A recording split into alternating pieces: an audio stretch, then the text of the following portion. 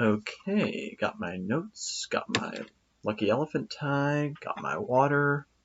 Hey everyone, my name is Drew, or the Aries 1999, and I'm the host and dungeon master for what I like to call the SCB D&D adventures. Basically, it's a D&D campaign where the campaign setting is an elaborate galaxy with all of the worlds based off of different fandoms that are mentioned by or covered in various SuperCarlinBrothers videos. Yes, it's just as ridiculous and amazing as it sounds. This campaign's been going on for about 10 months now, and we've been recording and publishing episodes for it. Realized that, if someone wanted to try listening to it now, they'd have a lot to listen through. So I figured I'd offer this as a recap video, so that way someone could use it as a jumping in point, or if one of my players just wants a recap or something. For some other quick notes about the setting, in terms of deities, well, we decided towards the beginning that in like a vague sense, the brothers themselves would represent different aspects about the world and could be gods that a player could be a cleric to. For example, one of our starting characters was a robot called Life, basically a warforged cleric, and we decided that since Jay has the most vibrant personality, he would be, very much a god of life and beginnings and all that. And then Ben, since he's the middle brother, is more of middles and continuations, which then put Peaches at the end for endings and such. Kind of like the relationship in Hinduism of Brahman, Vishnu, and Shiva. So, Peaches is not necessarily a malevolent force. I mean, everything has to end eventually, and because of that ending, new things can begin. And with all that out of the way, let's get a bit more into the actual bulk of the campaign.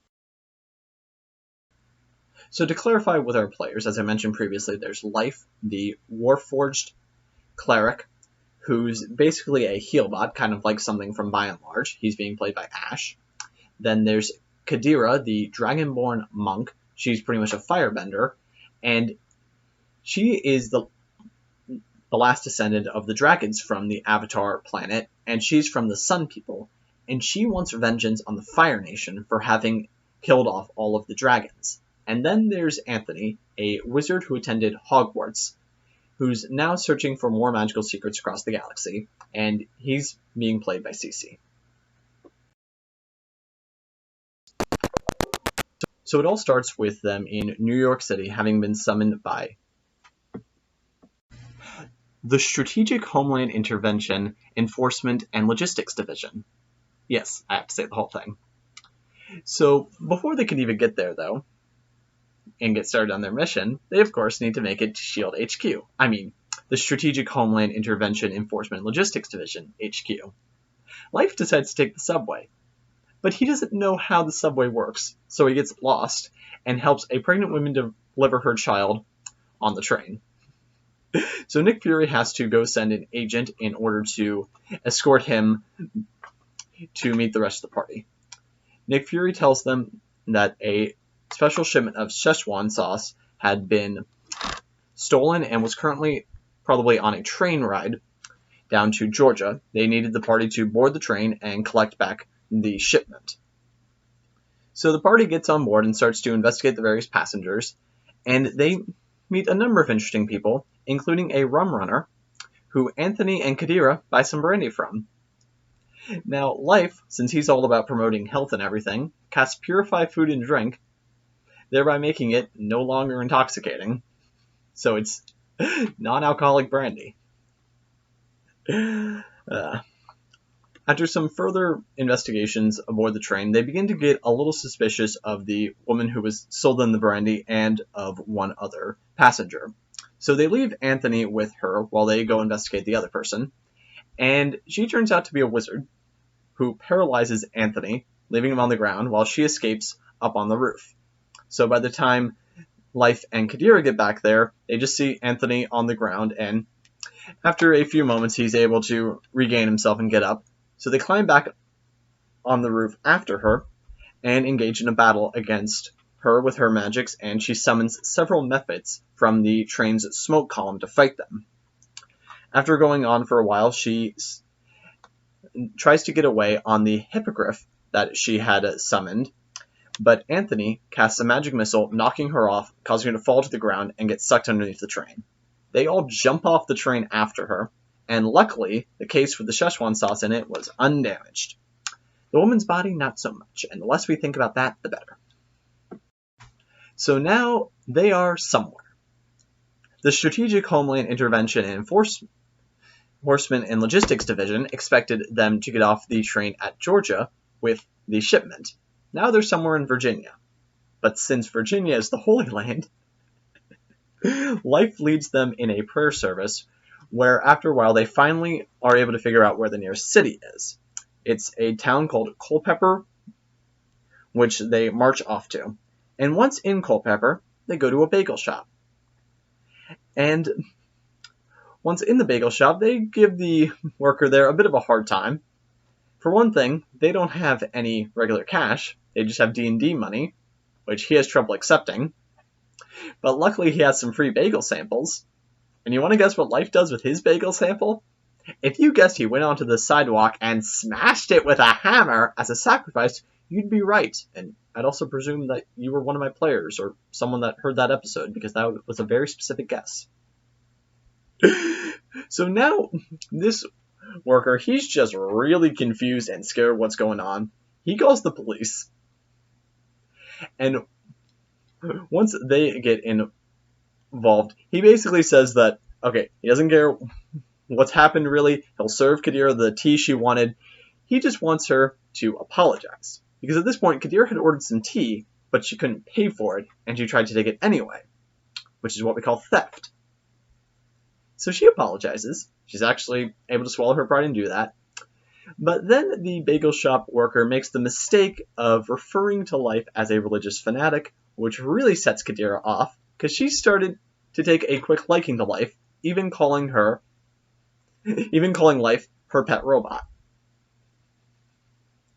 So, yeah, she gets violent, is placed under arrest, fights back against the police officer, and uses her dragonborn fire breath to burn one of the arresting officers severely.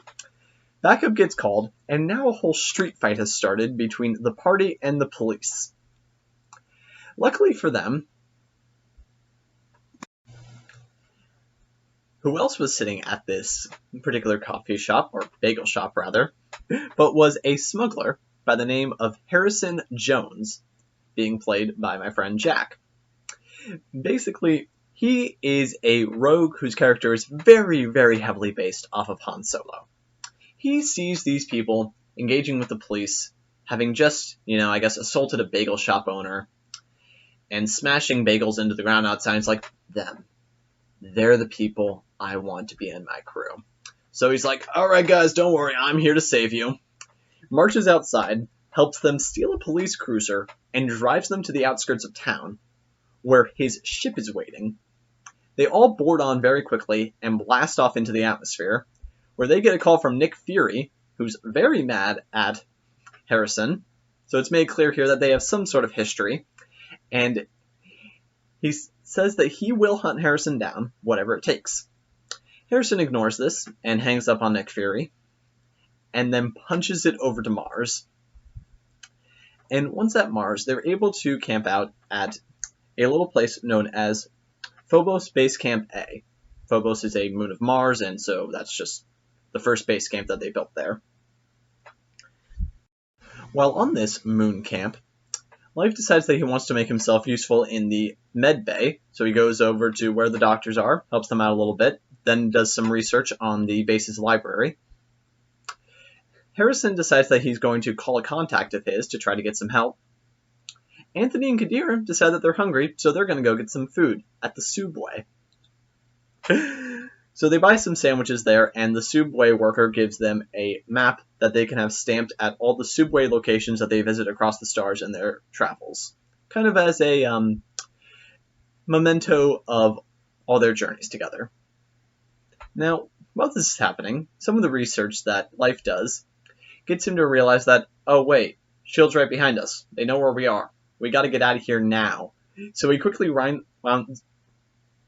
lines up the party, and they run back to the ship, blast off back into space to try to meet up with Harrison's contacts somewhere in the asteroid belt.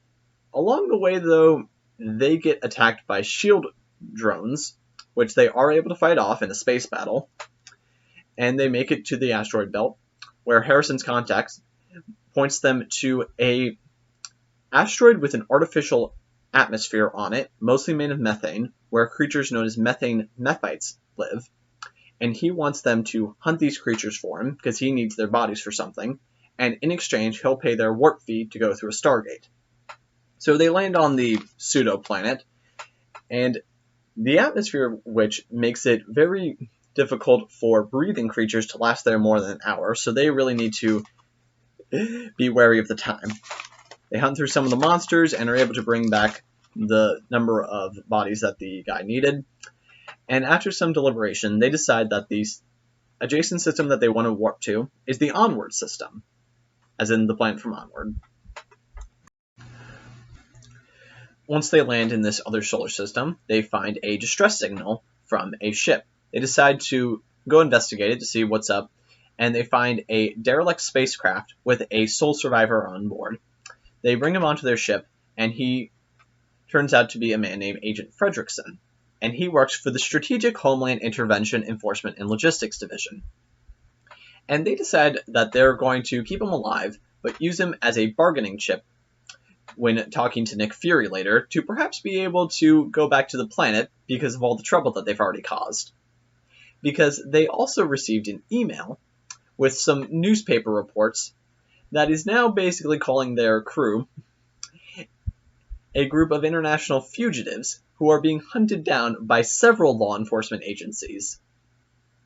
So yeah, things aren't looking well for them, but at least they have the bargaining chip for now. Now, on the ship, Life had found a mysterious floppy disk, and he decides that he wants to try to interface with it. But since he doesn't have any floppy disk ports on his robot person, he decides he's going to try to make one, just using some odds and ends that he finds from around the ship. Unbeknownst to him, he ended up attaching Terminator tech to himself. So that's not going to end well. He has a trance-like conversation between two mysterious forces, one of them benevolent and the other malevolent, who are going back and forth trying to convince him to kill or spare the humans on board. Now, his, more human crew, they all wake up in the night to the low oxygen alarm, because apparently the airlock had been opened several times in the night, releasing whole rooms worth of air, putting them in a critical condition. And they realize that they have two main choices. There is an asteroid relatively close with a high amount of oxygen and nitrogen that the ship's machines could convert into breathable air. But it would be risky maneuvers to get over there, and if they mess it up, they would all asphyxiate. Or if they were to just get rid of one breathing person, they would have enough air to guarantee passage back to Onwardia. Now, Life, he wants to take the risk.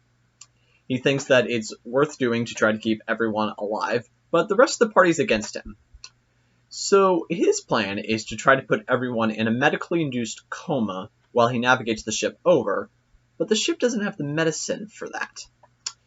So he takes a syringe, I believe he just fills it with a bunch of painkillers, tries to stab Harrison with it, but Harrison has the faster draw, and he shoots Agent Fredrickson. And seeing this happen, it causes something to switch in Life, causing a darker program to take over, and he decides that now he wants to kill Agent Fredrickson. Oh, but not by just shooting him or shooting him out the airlock, like Kadira wanted. No, he just starts beating on the man. This causes Kadira to freak out, so she has to pull Life off of him, place the man in the airlock, and shoot him out into space. And once the man's dead, Life turns back to normal, but Kadira is not happy with him. But at least with all the tension in the limited air, they are able to make it over to Onwardia alive.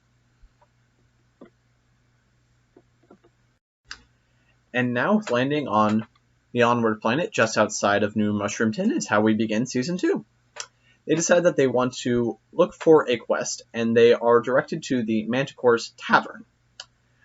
Once there, they see that they have a selection of missions to choose from, but they're most intrigued by the one where they can help a mysterious woman explore a nearby structure known as Asob's Manor. Now, this is a mansion deep in the woods, and once they arrive there and approach the front door, a rhinoceros appears. Harrison thinks that it'd be a good idea to, try to befriend the rhino. Maybe it'll be their pet rhino, kind of like how Life is the Pet Robot. The rhino, he's got a slightly different plan. His plan involves goring them, so as you can see, that those aren't really simpatical.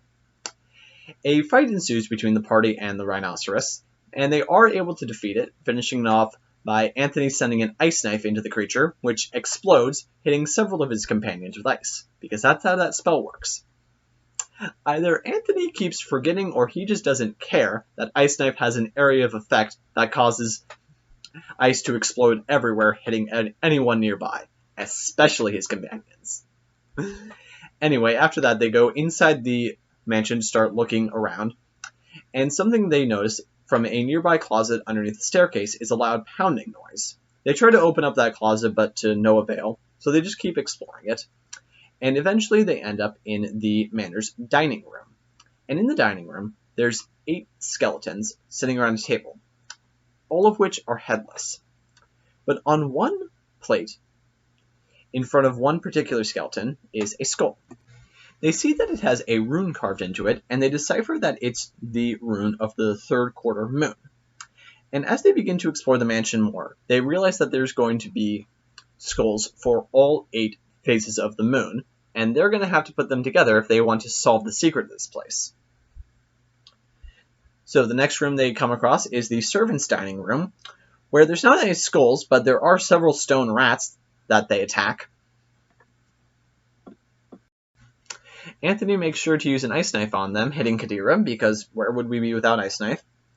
Then they move on to the kitchen, where the players decide to play some poker. The way we have poker work in this D&D campaign is that the players will basically just each make one relevant skill check. For example, you might make a deception check to bluff about how good your hand is, or you might make a investigation roll to try to read someone else's face to try to see how good they were dealt, and then whoever has the highest result wins that particular hand, and you can play as many rounds of that as you want. After that, they begin to explore the kitchen a little bit more, and Anthony takes a nap. Cece was out that session for a little while, and inside the pantry, Kadira walks in, the door closes behind her, and then out walks 2 Kadiras. Because from this magically dark kitchen, there was a shapeshifter.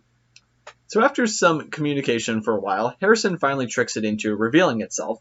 A fight ensues. Then it's able to drag Harrison into the closet, does the same thing again, but eventually outs itself, so they know which fake Harrison to fight. This goes on for a little while, and towards the end of that battle, an imp flies into the kitchen to back up the shapeshifter. But unfortunately for the imp, that's also the time Anthony wakes up, and Anthony decides to blow up the imp as his first reaction. Yeah, it's actually kind of funny the way the timeline works out in character. Anthony stands up. What the heck is that? Boom! And then they finish off the shapeshifter, whose final transformation was into Anthony's body. But luckily it reverted back to its true form when it died. They then went into the pantry, where they find another skull. This one has the rune of the full moon on it. And there's also some cursed fruit in the kitchen that once they bite into it, turns them the color of that particular fruit. So I think for a while, Kadira was an even brighter shade of red, and Harrison turned blue. After that, they go upstairs to a bedroom with an ornate chest, and as they approach the chest, they're all magically shrunk down. And before they can get their bearings, a bunch of centipedes come out to attack them. The centipedes try to eat Kadira, but luckily the party is able to kill the centipedes before that can happen. And now they want to get inside the chest. Harrison scales up the chest using his acrobatics abilities and ties a rope down for Kadira, so she also climbs up that. And they use their skills together to pick the lock of the chest, but unfortunately they're so small that they can't open it from where they are. So they need to figure out a way to get it to the side of the room where they can stand on and actually be full size. So after some deliberating, Anthony casts the reduce portion of the enlarge/reduce spell to shrink it down, and they all grab onto the rope that Harrison secured, and they just run with it to try to pull it across the threshold. And just as the chest begins to re-expand as the spell wears off, is just when they're able to get it to the right side. Very dramatic, like running from an explosion in an action movie. They open up the chest, and inside they find some rope and another skull. The skull was the waning gibbous, and if you're wondering why I decided to include rope in that chest, well, it's because they just barely didn't have enough rope to get it across the threshold to the side of the room that they could stand on as full size. Laughs an evil dungeon master. Anyway, in another room, the mysterious woman, Rowena, she returns to the party, and Harrison happens to find a bed of mind reading, that when he lays down, he can read anyone's mind in the room, and he figures out that she's already tried to explore this manor several times with other parties, and they've all died. So now the party is starting to get a little suspicious of her, and she begins to tell the party what she knows about the manor, and about how the wizard Aesop used to control it, and now his life force is kind of tied to the magic of it, preserving him, but she believes that they have the strength to defeat Aesop and claim his treasures, and thereby letting his soul finally rest. And they decide to tentatively go along with this, but now they're not completely sure about this woman's intentions. In the next room, they find a library where there's an animated armor working as the librarian. He's non-violent, though, don't worry. Anthony finds a spell book, and then they also find the first quarter moon skull in the desk. Nearby is an invisibility closet, and by that I mean a closet that you walk into and you turn invisible. So they had some fun with that for a little while, and Harrison decides to carefully search around every inch of it, and luckily that he did, because in the center of it there was a ring hanging on a string, known as a ring of seeing, that could let him see invisible things. After that, they go back down to the kitchen, where Dira pour a jar of rice onto Life. Unluckily for her and luckily for him, there was another magic ring in there, a ring of protection, which he then dons, and they take the time to rest up a little bit. Life casts Prayer of Healing, where he tries to reconnect back with his god, and they attune to their magic items. Now, they decide to explore the stairway that they find in the kitchen. Now, due to me misreading the map of the dungeon for this module, I thought that for some weird reason, the stairway from the kitchen led directly into the bathroom. I decided to play it off as this being a weird magical mansion and weird rules apply. So while Anthony stayed behind in the kitchen to study, once again Cece was out for a session, the rest of the party went up to this bathroom area to investigate what's up there. And they find in a bathtub a frog, and surrounding the tub is a bunch of fungus. Once they engage with the frog, though, it attacks them, and the fungus begins to animate to attack them as well, and so a fight breaks out. Now, during the fight, Harrison leaves. By that, I don't mean that Jack had to bow out for a bit. I mean that Harrison just steps out of the bathroom, decides to go explore the rest of the mansion, leaving Life and Kadira alone in this fight. And they said that they need to finish this up quickly. So, channeling all of his divine might into himself, Light disintegrates all the fungus with a word of power, and then brings his hammer down as a spiritual weapon, breaking through the side of the tub, causing all the water to rush outwards. And at the bottom of that tub is another skull, specifically that of the new moon. Meanwhile, Harrison has made it over to the master bedroom, where he finds Rowena again. She talks to him for a bit, and then attacks him, revealing that she led them all there as a trap. And since Harrison has now separated himself, she's just going to try to kill him. Harrison holds her off a little bit, but he doesn't quite have any magical means to deal with this woman, who turns out to be some type of undead. But since this manor is full of magical trickery, he's able to spot a glowing orb that seems to be filled with fire. So he throws it down at her, causing a fireball to erupt, burning both of them. And after that display of power, he uses his charisma to persuade her to leave them alone, at least until they've collected all the skulls. Like, at least let them have their moment of completion before she kills them for real. And she decides to take the bait and just wanders up through a wall to watch them as in their attempts. Now, hearing the sound of that fiery explosion, Life and Kadira go over to the master bedroom where they catch up with Harrison. And Kadira and Harrison are now quite at odds with each other. As you can imagine, Kadira is pretty mad at being left high and dry in a battle. So she swings a fist at him, and Harrison shoots her. Seeing this happen, something happens inside of Life, causing the dark programming from before to take over, thereby releasing a secondary entity known as Ruin. Ruin takes charge and immediately orders them to stop fighting, and says that they need to focus on their mission. Kadira, looking around the room, spots a trapdoor that leads up to an attic area. She goes up there, and she finds the body of a woman very much resembling Rowena, which she deduces probably is Rowena, because that woman is almost certainly some form of ghost. And she is holding the waning crescent skull. So they go back downstairs to a room with a chessboard with a nearly completed game on it.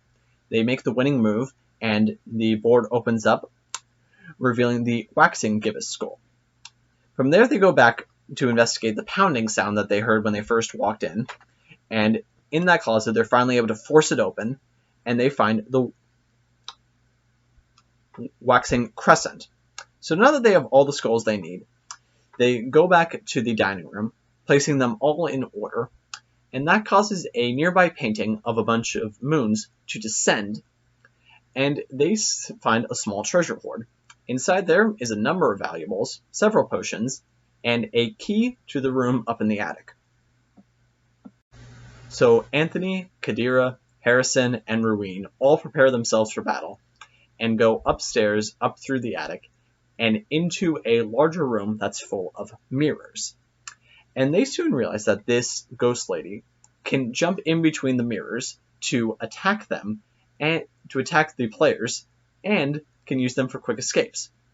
So they get the quick idea to start breaking the mirrors, but once that starts happening, another force pops up to attack them, who turns out to be Asob himself, who's being preserved in an undead state, but is still very magically powerful.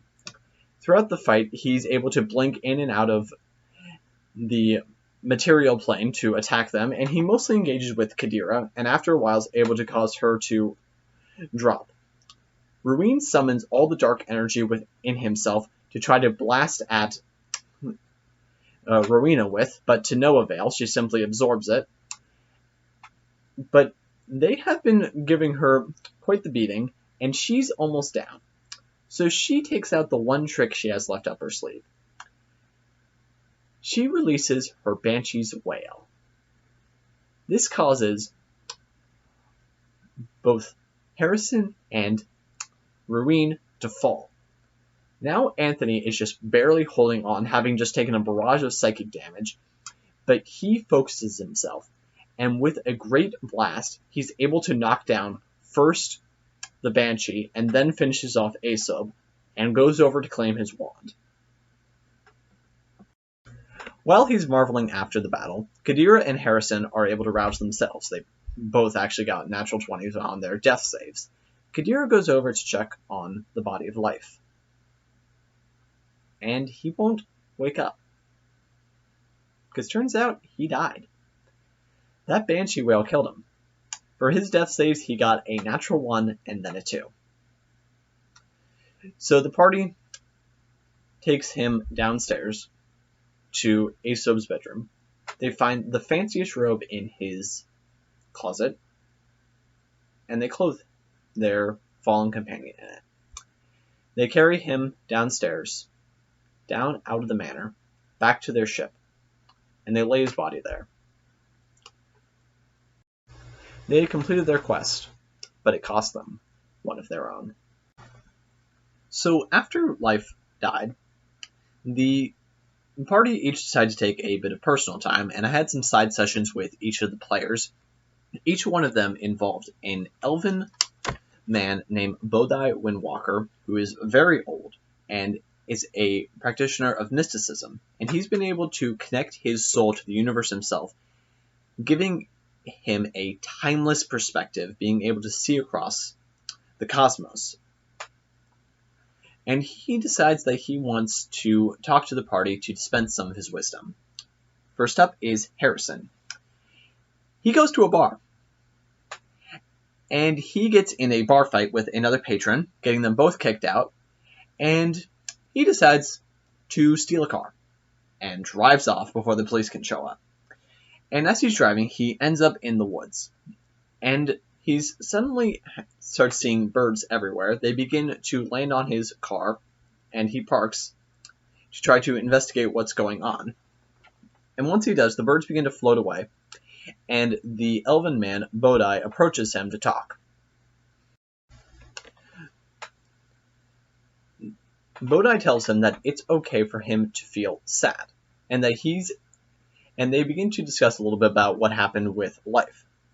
Harrison just wants to forget it. He feels like he made a mistake by being vulnerable and by letting other people into his life. But Bodhi assures him that there is a greater truth to be found here, and that a greater strength is found by finding a new way to remember. He detects in Harrison a great sense of compassion, but also a legacy of destruction. He teaches Harrison about the flowing circle of life and talks about the magic of song, especially of natural music and birdsong, and about how through carrying on a story, you can keep the memory of someone alive. You can carry them forward with you, even if you've lost them. Because the best storytelling is the preservation of memory. And so, rather than just forgetting, Harrison decides to become a bard, so that way he can carry forward the stories of his fallen companions and the people he's met along the journey. So,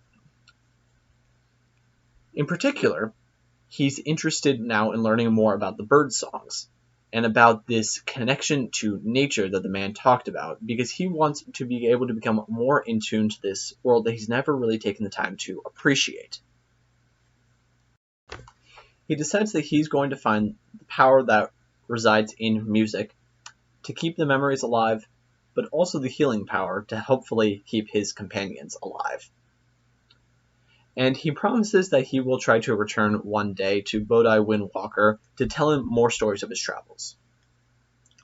Okay, next up is Kadira, and she's wandering around the city trying to find some way to revive life. First she goes to a hospital, but when it comes out that the man is fully dead, or robot, or however we want to classify life, it's complicated, there's not much that they can do for him. So then she goes over to a repair shop, but he's way more complicated than anything that they're working with there, so they can't really help her. So next she goes over to a library to try to do some spiritualist research, and she looks for books on resurrection and reincarnation, anything that might let her figure out what might be going on with life's soul. And she meets the elf man there, and he talks to her for a while because he has what she wants, specifically the books she was looking for. He knew that she was looking for it, so he took it off the shelf as a bit of a bargaining chip to get her to talk to him. And he makes her talk about the loss and forces her to emotionally confront it. He counsels her that strength is found in emotion and mercy, not by burying these things. He tells her that she can be more than just a destructive flame. She can be a fuel of creation. She can make new things if she wants to and pave a new path for herself, beyond just a legacy of vengeance. And he talks about how for his first 400 years he lived a life of indulgence before turning to the ways of the spirit, and that in doing so he found the greatest fulfillment he had ever known, and that he had connected his soul to the universe in order to better understand himself. And by doing this, he was even able to connect to the Avatar planet, which is on the other side of the galaxy, and move his soul effectively back in time to the last harmonic convergence, and he obtained the powers of an airbender. And he tells her that it's through this power of connection that he's been able to find a new strength within himself, and that we all carry forward pieces of everyone we meet. So Anthony is deciding to look for some more magical secrets, and he decides to try at the Wizard Academy to try to get some of the special inks that he will need to record the spells from the spellbook he found into his own spellbook. Now here's the thing, doing that's very expensive. It's 50 gold per level of spell, and Anthony does not have that kind of money. So he goes walking down the road, sees some super old elven dude, and decides to, just try to pickpocket him. If you guessed that elven dude was Bodhi Windwalker, you're right. Anthony uses some magic to lift some gold coins from the man's satchel and bring the coins over to Anthony. And Anthony presumes that he got away with it, turns around, and after a moment feels the old man tapping at his shoulder, and he's holding out a few more coins, saying, "Here, you forgot these. If you're gonna rob me, you might as well go all the way, right?" And so that starts a conversation where they walk down the road further, and Bodhi asks him why he's just committing all this simple theft. Why, with all of his power, he's reducing himself to that. And at this point, Anthony's just kind of relegated himself to a galactic bandit, but Bodhi believes that he has so much more potential for that. And he begins to tell Anthony about some of the power that he has, and some of the power that he absorbed when he was exploring Aesop's manor. And they begin to discuss everything that happened there, and about how Anthony took possession of Aesop's wand. In doing so, Anthony absorbed a bit of Aesop himself and took on his power within him, because Aesop had poured himself so heavily into his magic that a bit of his soul, more or less, went into the wand, and now that is with Anthony to use. And Bodhi further explains that a bit of the soul of the wand's core is now connected all together. So there's the wand's original core, and now there's a bit of Aesop's essence in that wand, making it very powerful, and only Anthony can properly control it and find what truly lies within this. Anthony doesn't fully understand this because it's not completely how he learned magic to work. Bodhi encourages him to rethink everything he thinks he knows about magic, because there's so much more of it out there. And to emphasize this point, he teaches Anthony to fly without a broom, which Anthony considers to just be dark magic, but Bodhi explains that there's so much more to it than that. And it ends up being a combination between the arcane magics and the airbending that Bodhi is capable of, creating an interdisciplinary magical form that Anthony had never heard of before, and perhaps had now opened his mind to new magical potentials. Okay, lastly, we have Ash's new character, Waisana. Don't worry, we didn't just kick him out of the group because life died. So she is an elven sorcerer, divine soul specifically, and his session opens up with him monologuing about her backstory. She's 394 years old and was born on a far-off continent on the Onward planet. She was trained in magic from a very young age as a healer, and she dedicated herself to healing all the travelers that came to her town. Well, all the elven travelers, anyway. To her, only elves were worth helping. She considered them the only people worth her time and worth using magic on. And one day, she came across a truly atrocious sight of a group of gnomes trying to sacrifice an elf in some dark ritual. This caused her to flare into a rage, and she laid waste to all the gnomes there, but she kept one alive long enough to severely interrogate to find out who they were working with. And she appointed herself as an inquisitor to try to track down all of these friends of the dark that she just learned about, and went on a crusade to hunt them down. Now, she traveled all across the planet, laying waste to various friends of the dark, and then one day she meets Ian Lightfoot, who earns her respect, and they work together for a little bit with magical research, until Ian accidentally wakes up Asob. And not wanting anyone to accidentally go into this ancient magical manor, Waisana puts up some magical protections around it, including a rhinoceros. Now, Ian finds out that Waisana has been engaging in some very not so good practices by, just laying waste to all of her enemies and hunting down people that she deems evil. And this gets her expelled from her magical society known as the Tower Society. And so she's now left unaided to explore the world and try to carry out her mission. And this goes on for 15 years until she eventually senses that some of the magic protections that she put around Asob's manor have completely deactivated, and that furthermore, Asob himself seems to have been defeated. So she very quickly rushes back to New Mushroomton, where she runs into Bodai Windwalker. And after talking to him for a while, it turned out that this whole monologue had actually been in a trance, where she had been telling her life story to him so that way he could better understand her. And he encourages him to go find the rest of the party to meet up with them to perhaps broaden her horizons, because he sees something in the four of them connecting them all together. Okay, now we're up to Season 3.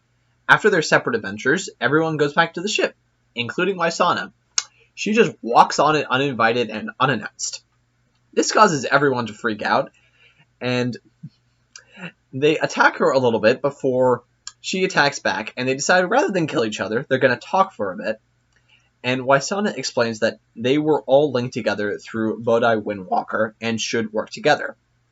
They decide to just go for it, and they invite her along to the memorial ceremony that they're going to put on for life.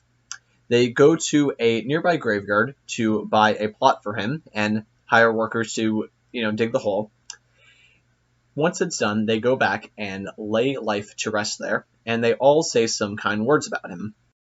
After the memorial ceremony, they go to the Manticore's Tavern to get a drink and to plan out their next adventure. They decide that they want to go to the Disney World next. So off they go out into space, and after a few days of flying, before they can get to the warp gate, a small spacecraft, identifying itself as the Mana-Eum Detection Inator, asks if it can link onto their ship, because it's getting high levels of Mana-Eum. They decide to let it, and once they get to the warp gate, it offers to pay part of the warp fee, so it was a good thing that they let it bring along, and they jump over to the Disney World. Now, something they notice as they approach it is that from an exterior standpoint, the planet looks extremely strange. It keeps changing its appearance. Storm clouds appear, then disappear, and lighting is all constantly changing, technology blinking in and out. And they realize that this is because the Disney World does not operate on one single timeline, but rather it's extremely fractured. So Harrison needs to apply some very careful piloting maneuvers to land them exactly where they want to go. Danville, 2016. And luckily he lands there in time. It does not, end up in what would be France in the year 6 million BC. Once there, as they're flying around downtown Danville to an extremely oddly shaped building, someone new shows up. We have a new player, Ben, who's playing a siren sorcerer by the name of Wendy, who's highly based off of Wanda Maximoff. And she flies up to the ship to try to see what's going on, and they decide to let her board. Now, Harrison decides that he doesn't just want to land at some random spot in the city, so he flies over to the airport. And once he does, this causes a bit of a security issue that this weird ship no one's ever heard of is just landing randomly at the airport. So several government agents are surrounding the ship by the time they get off, and they demand to see Harrison's, piloting license and ID and ship registration on all that. And Harrison says, don't worry, you want to see my ID? Which one do you want to see? Takes out this Rolodeck of multiple IDs that he has in different names. But he doesn't have a piloting license. So he just admitted to having several forged IDs and operating an aircraft without a license. Now the rest of the party, they're like, we don't want to get mixed up in this. So they magically fly away. since Anthony can now fly, and Wendy knows the fly spell and can fly on her own. So between the two of them, they're able to get Kadira to fly magically, and they just pick up Waisana and fly off. Meanwhile, an FBI agent goes over to place Harrison under arrest, and he's like, yeah, no, this isn't going to happen. Shoots him, causes the other agents to open fire. Harrison gets back onto the ship and starts to fly off. And to clarify, he has a FBI agent severely injured on his ship. Yeah, where have we seen this one before? Now, something that'll be a bit of a running theme with this party, apparently, is that they forget that the fly spell only lasts 10 minutes. So, as they're just flying along, suddenly Kadira and Anthony fall out of the sky, which causes Waisana to fall out of the sky. But Wendy has a natural fly speed, so she's like, oh, right, gravity. And simply because it seemed very on brand for the show, they fell into the tree in the backyard of Phineas and Ferb. Now, Phineas and Ferb, they're pretty chill about the whole thing. They're used to having aliens, just crash land onto their backyard. And after a few minutes, Harrison catches up with them in his ship and lands it, causing Candace to freak out. And the OWCA gets a call from the FBI agent on Harrison's ship saying that he needs their help. So they open up one of the larger trapdoors in the backyard, causing the ship to lower. But unfortunately, what they didn't account for was how close Phineas and Ferb were to all of this, so they need to have them mind-wiped by Dr. Doofenshmirtz's amnesianator that he doesn't remember he built, and then they need to debrief the party on what on earth they're doing on that planet. And so they begin to talk to Major Monogram and Dr. Doofenshmirtz about everything that's going on. And Dr. Doofenshmirtz offers to analyze the mysterious floppy disk that they have, but they'll need to go back to his headquarters in order to do that, the Doofenshmirtz People Incorporated. Once back there, they begin to process the floppy disk, and Doofenshmirtz checks his mail and sees that he's been invited to join an organization known as the Legion of Doof, which is basically all the different iterations of Doofenshmirtz have teamed up to work together, kind of like the Council of Rick. He decides that he wants to join, and so a small fleet of Imperial ships, led by Heinz Doofenshmirtz, descends on Danville and begins to hypnotize the population with a chorus of, "Our name is Doof, and you'll do what we say, whoop, whoop." The party is safe for as long as they're in the penthouse suite at Doofenshmirtz's place, but they realize that they can't stay there forever. So they run onto the ship, which, as you can imagine, is soundproofed, and they're able to use the communication systems to talk to the Empire, because this ship originally belonged to the Empire, and Harrison stole it when he defected from the Imperial Army. And they decide to use that as their bargaining chip. Harrison believes that if he gets captured by the Empire, he can work through the ranks and try to sneak onto a Death Star to take control of it to the party's aid. And they decide to play off this. So they basically agree to surrender Harrison to the Empire if they'll end their hypnotic assault on the planet. The Empire takes the offer. They all land nearby. Harrison is arrested, and they also need to impound the ship since it is Imperial property. So now the party doesn't have a vessel, and they don't have a pilot, because he's just been taken off. So they decide to go back to Phineas and Ferb's house, and today their wacky shenanigan is building a water park. And just who happens to be at that water park is a demigod son of Poseidon named Jason. If you haven't guessed yet, that's Jack's new character, who has water themed. And since he has an aversion to lizard people, and since he's a water person, and Kadira is a fiery person, he immediately freaks out when he sees her, tries to use his water attacks against her. Luckily, the party intervenes before they can kill each other. And they decide that they like him well enough because Harrison did mention knowing a Jason who was kind of like this, and they presume it's the same guy. So they team up together, and they get a message from Doofenshmirtz saying that the floppy disk was fully processed and that they should get back over there. Anthony and Wendy go over first, and when they get there, they realize that there is some sort of consciousness on the floppy disk that they can communicate with using a text-based interface. And so they talk to it for a little while till the rest of the party arrives. And at this point, Heinz Doofenshmirtz and Doof are talking to the rest of the party about what they know about the Legion of Doof. And Darth explains that there's Doofs all across space and time on this planet, and that they are operating as a subsidiary of the Friends of the Dark. That catches Wysana's attention, and she decides that she wants to hunt them down. The problem is that they don't have a ride. Luckily for them, Jason knows where they can get a magic boat, specifically the Black Pearl. It's on Lake Erie, and they decide that they want to go after it. And that brings us up to the current point in the adventure. Hope you guys like this recap. Don't know how many people are going to watch this, but it was certainly fun to make. Well, I've been your host and Dungeon Master, Drew, and my players throughout this campaign have so far been Ash, Ray, Cece, Jack, and Ben. Super grateful to have such an amazing party, and I'm glad to be your Dungeon Master. Hope we're able to keep this campaign going for a while.